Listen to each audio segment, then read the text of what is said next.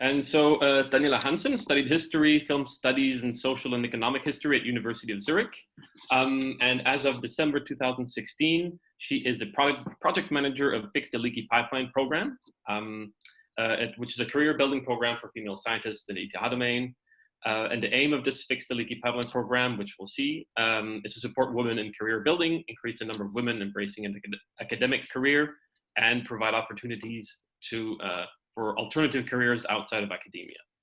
She's also responsible for the Robert NIMS grants, which are grants that support conference attendance for researchers with young children, and also the Aliyah Award, which is the Art of Leadership Award, which honors leaders who enable innovative working conditions and promote support the reconciliation of work, family, and vocational engagement.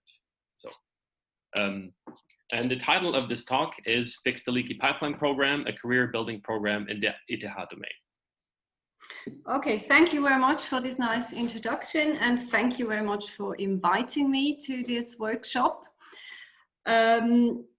Yes, my name is Daniela Hansen. I work at the Equal Office, as Andres already mentioned, and I had a look at the participant list at to this workshop, and I saw that quite many, or many men are also attending. This is very nice to see.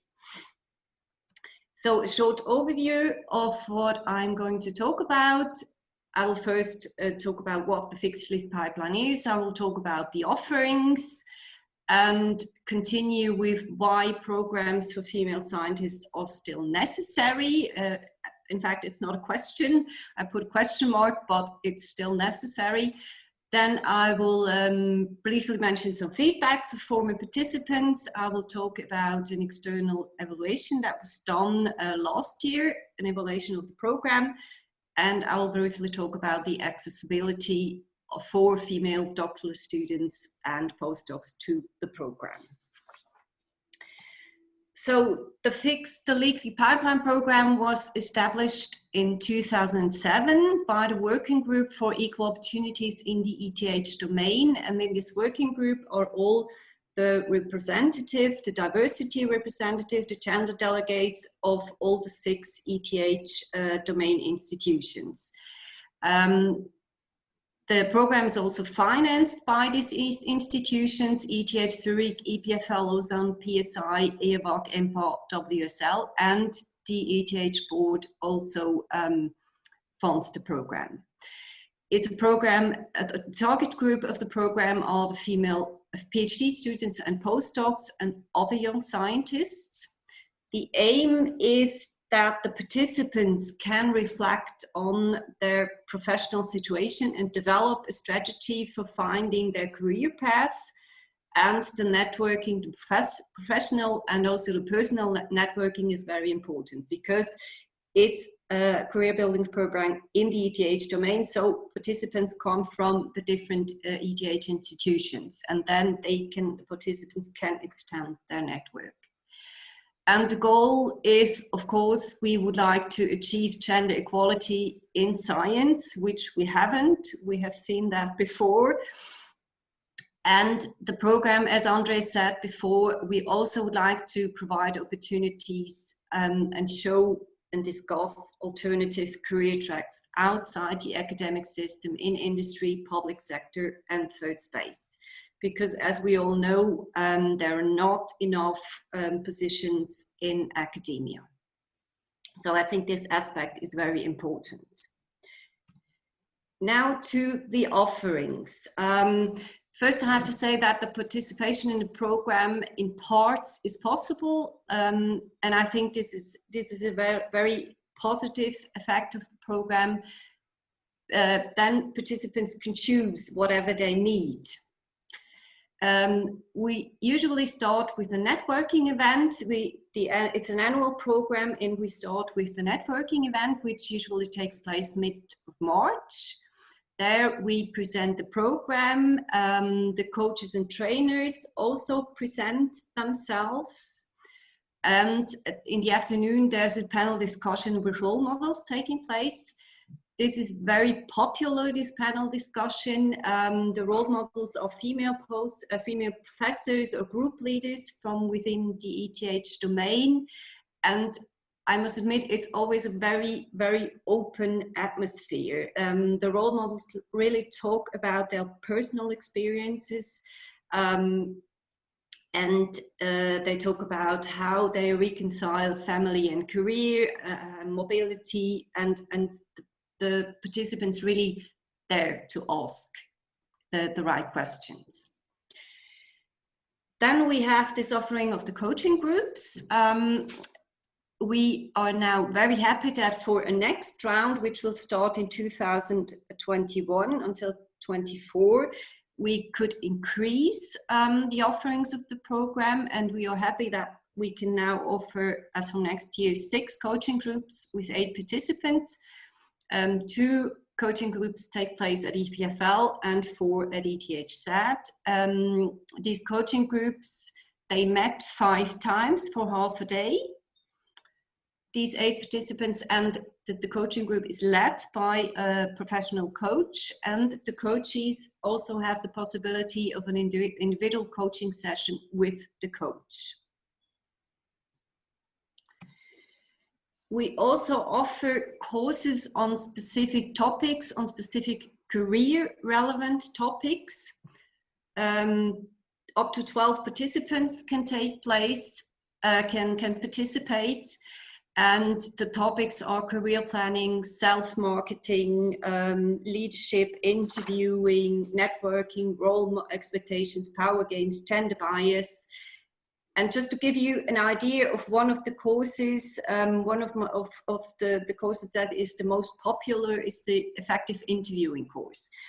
And the coach or the trainer in this interviewing course makes mock interviews with every participant, and the other participant also participate in this mock interview. So it's really a very, very practical oriented course. And also the trainer also discusses questions that might come up in interviews. And she also distinguishes between interviews in academia and interviews in industry, which is not at all the same. Then as from next year, we can also offer a new offering, which is the individual coaching session. This came up from participants, from former participants, because as I mentioned before, in the coaching groups, the coachees can have an individual coaching session with the coach, and also mentees in the mentoring. I will talk about the mentoring right after. And also course participants brought up this idea that they could also profit from an individual coaching session. So we integrate this in as from next year in the program. Now to the mentoring. The mentoring was implemented in 2018. We offered 2 different mentoring schemes. The one-to-one mentoring, in which a more experienced person, a mentor coming from academia or industry, and a less experienced person, a mentee, form a mentoring couple. And the second scheme is the peer mentoring, which is a group mentoring. There, a group of persons, of peers, constitute themselves as a group. They also have support by mentors, also from academia or industry. They can organize activities, workshops, seminars, and they have a budget of 500 francs for these workshops. And personally, I think this offering, the peer mentoring, is the most valuable for the participants, because here in the peer mentoring, they really have to organize themselves. They have to be very proactive. And yes, this is really, I think, the most important offering we have. Now I'll come to a few feedbacks of former participants.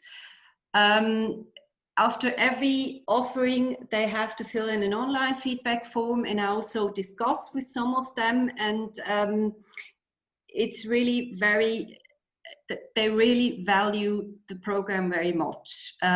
For example, the first mentioned here is from a participant in a networking course.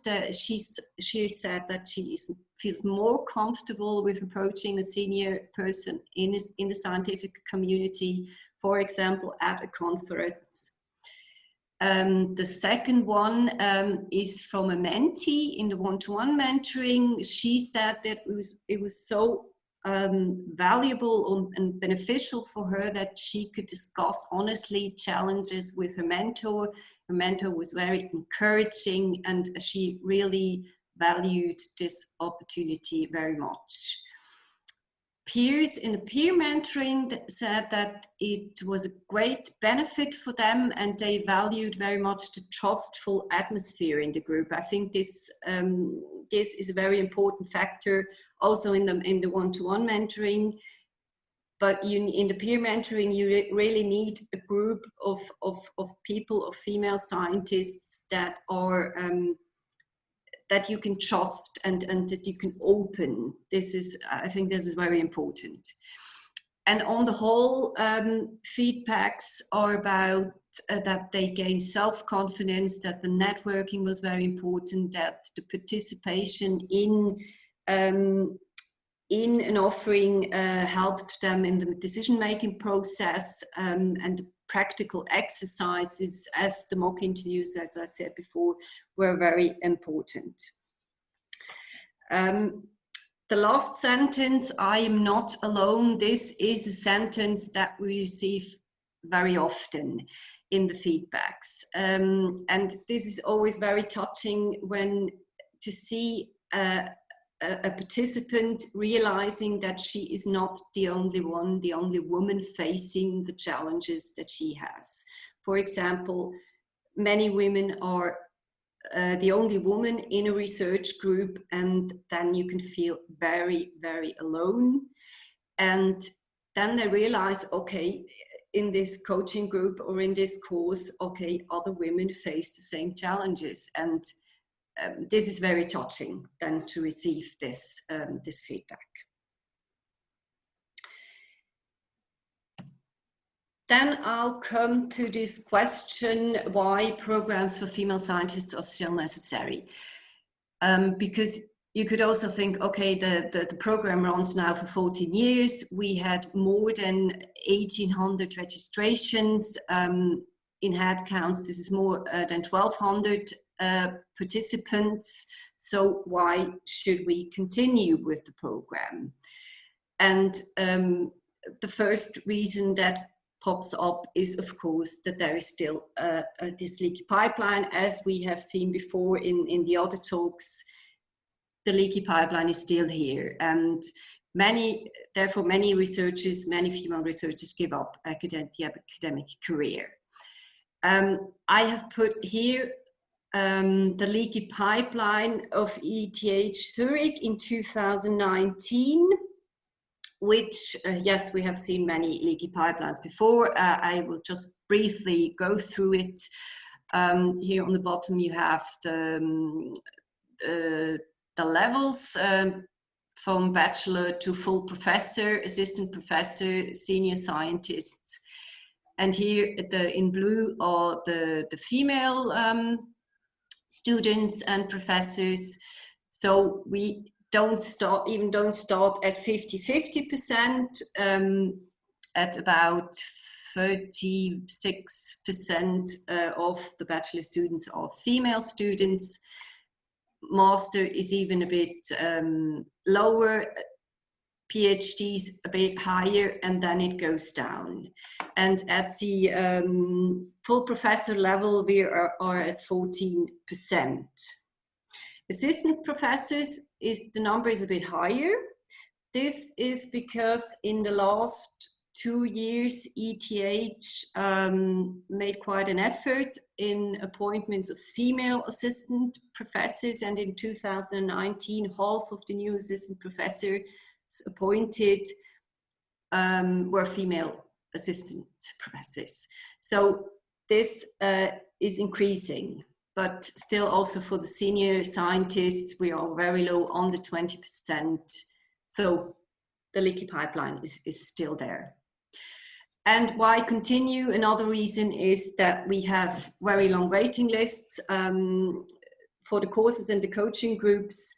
There's the basis of a first come, first serve basis. So after 10 minutes, usually the courses and coaching groups are fully booked.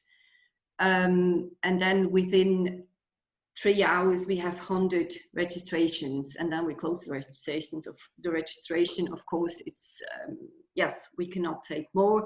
But as I mentioned before, we are very happy that we can increase the number of offerings as from next year. And another reason is, of course, that there are always new PhD students and postdocs coming.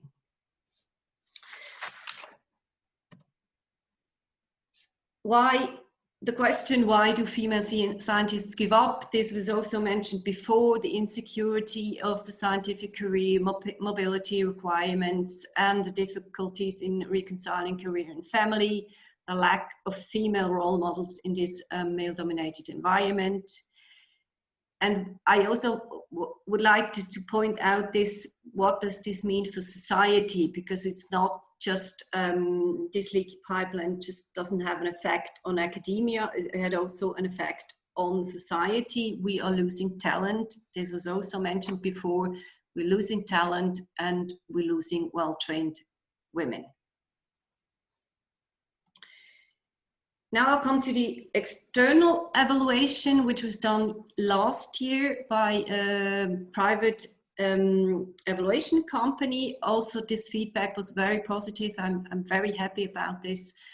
They stated that the FLP program is well integrated into ETH Domain's gender strategy, and also from the feedbacks of the participants, they really stated that they benefited from the program on a personal development level and also for their professional career.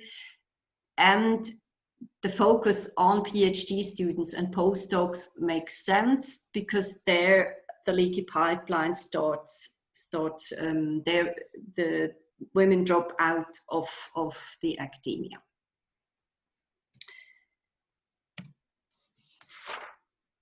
Now I'll come to my last slide, which is on the accessibility for doctoral students and postdocs.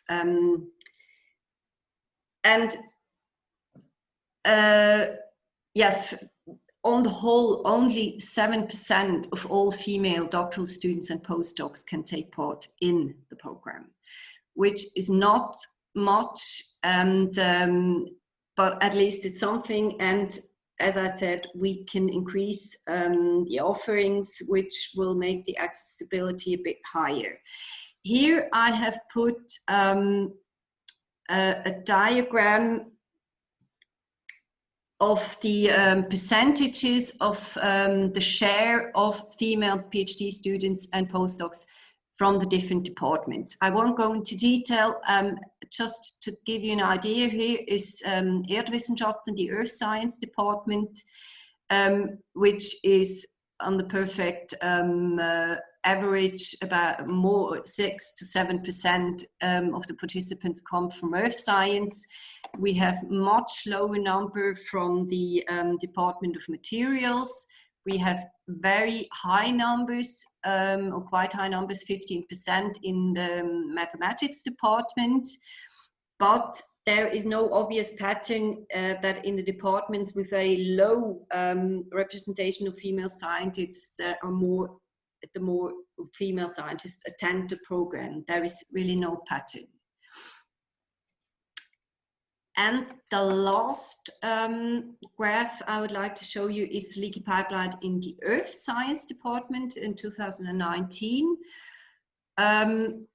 This is quite a normal leaky pipeline. Also, you can see this leaky pipeline also in other departments. At the beginning, at the bachelor level, there are 50% female students and male students.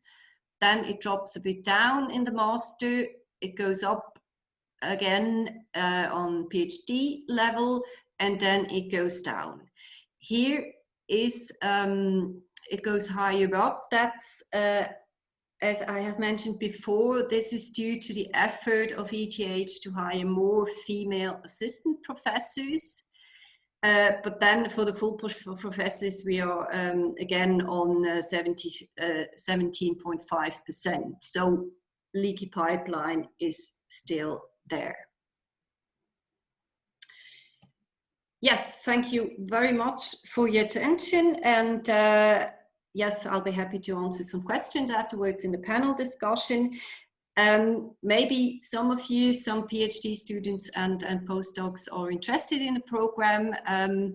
Please have a look at our website or send me an email. I'll be happy to answer. Thank you very much.